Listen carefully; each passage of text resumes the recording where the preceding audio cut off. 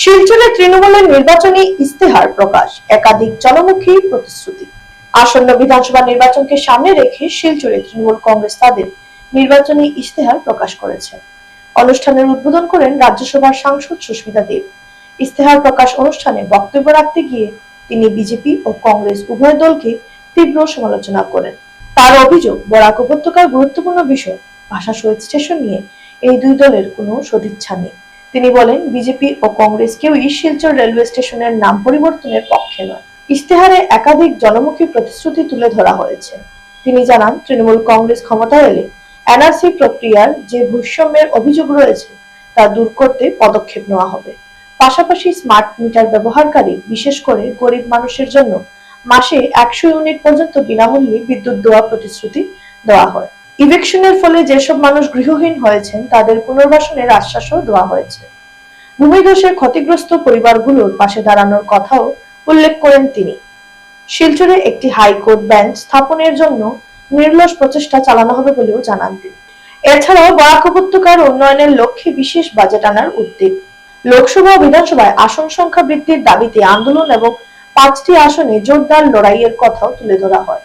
সবশেষে তিনি বলেন, তৃণমূল কংগ্রেসের প্রার্থীরা জয়ী হলে মমতা বন্দ্যোপাধ্যায়ের নেতৃত্বে বরাক উপত্যকাকে নতুনভাবে গড়ে তোলার উদ্যোগ নেওয়া হবে। इसके अलावा बराक वैली का जो इतिहास है, जो भाषा आंदोलन हुआ था और कछारी राजा का यहाँ बहुत बड़ा लंबा इतिहास है, उसको आसाम के या बराक वैली डिमा हसाओ के जो स्कूल के हिस्ट्री की पुस्तक है उसमें एक चैप्टर होना चाहिए।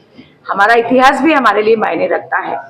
बराक वैली में देखिए, भाषा शहीद स्टेशन का डिमांड बहुत दिनों से, उसके लिए भी हम लड़ाई करेंगे। और जो एविक्शन हो रहा है पूरे आसाम में, देखिए, जंगल से अगर एविक्शन होता है वो पर्यावरण को सुरक्षित करने के लिए होता है। उसमें हिंदू मुसलमान का मामला आसाम के मुख्यमंत्री ला रहे हैं, वैसा नहीं होना चाहिए।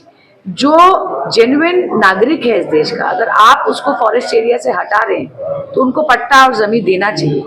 इसमें आप लोग हिंदू मुसलमान का मामला जो बीजेपी ला रही है वो सरासर गलत है। चौर एरिया में जिनका जमीन फ्लड की वजह से बह जाता है उनको भी पट्टा मिलना चाहिए।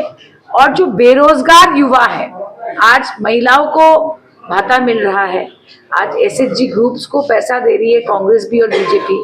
और अनएम्प्लॉयड जो हमारे बेरोजगार लोग हैं, युवा है, शिक्षित युवा, उनके लिए भी एक फाइनेंशियल हेल्प होना चाहिए। ये कुछ मुख्य हमारे प्लेजेस है। बाकी